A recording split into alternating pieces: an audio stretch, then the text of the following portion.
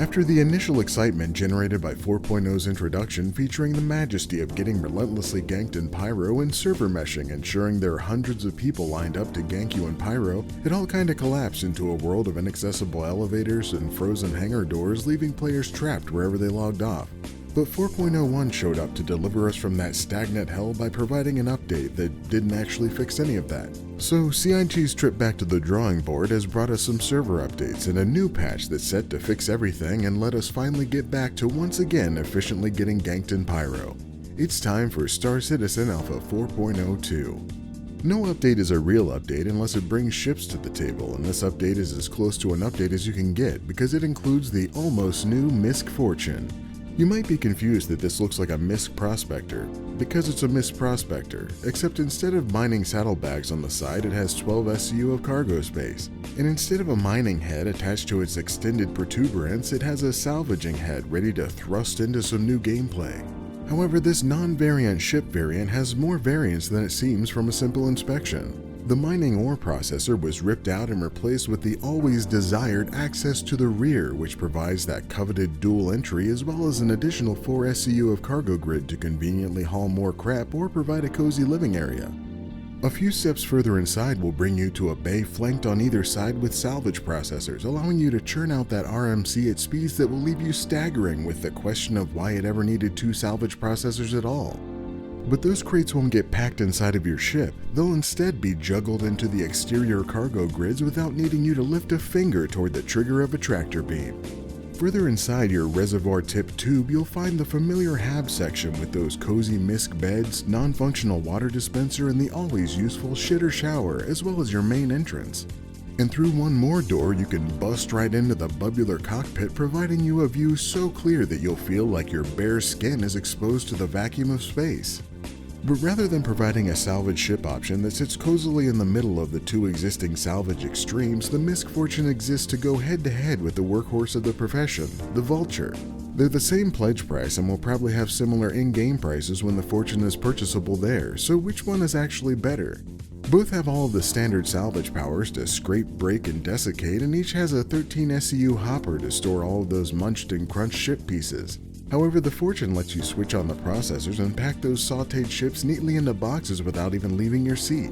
Unlike the Vulture, where you have to stand in the back like a caveman and move those boxes up to several feet to the cargo grid.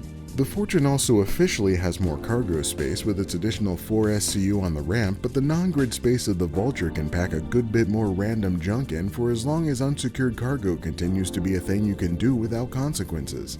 But the big difference is back at the front of these ships, where that crystal clear view from the Fortune lets you see only a single salvage head slowly chiseling away at that floating debris.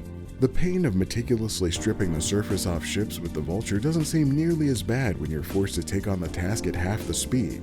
And with those gigantic arms thrust before you, you can put enough distance between you and your space garbage, making it a bit easier to maneuver around. So which one is best? Well, my choice is still the Drake Vulture.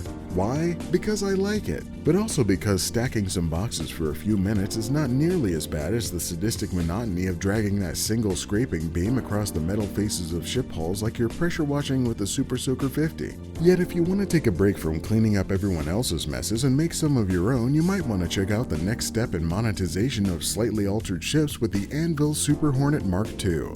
This is an iteration on the original Super Hornet, which was an iteration on the Anvil Hornet Mark II, which also has a Mark II variant for which this Super Hornet Mark II is the iteration. That may sound a little confusing, but the important thing to remember is that CIG can now sell you this new version of a dual-seat medium fighter again because it's slightly different. It also has a Heartseeker package that gives you the glory of a new skin for this boxy beauty, as well as a twin-gun multi-barrel ballistic boomstick beautifully bolstered with bullet balls on each side. I don't know how effective this bespoke turret is, but it looks pretty damn cool.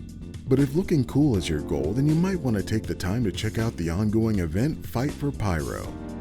After the supposed push for a more playable Star Citizen was announced and immediately hamstrung by bugs, the introduction of this multi-phase event that was meant to lead the charge has been rocky. However, if the elevator gods allow you to take on the missions joining the Headhunters, Frontier Fighters, or Citizens for Prosperity, there are permanent rewards to be gained as well as plenty of permanent until the next wipe UEC. For Phase 1, you'll need to either go to a location and kill a ton of people, go to a location and blow up a bunch of ships, or go to a location and deliver some random boxes. And for Phase 2, you'll shake things up by going to locations to blow up a bunch of ships, going to locations to deliver some random boxes, and occasionally going to a location to kill a ton of people. Upon completion, you'll get this one-of-a-kind laser gun that's so cool that you'll never want to take it anywhere because it'll probably become irrevocably lost when you fall onto a planet or get randomly stranded a few million miles from a quantum destination.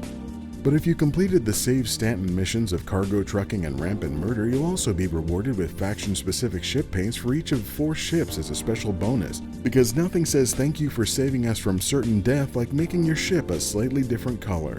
Yet while this is the end of the major awards for these particular phases, it isn't the end of the exquisitely mediocre storyline thus far.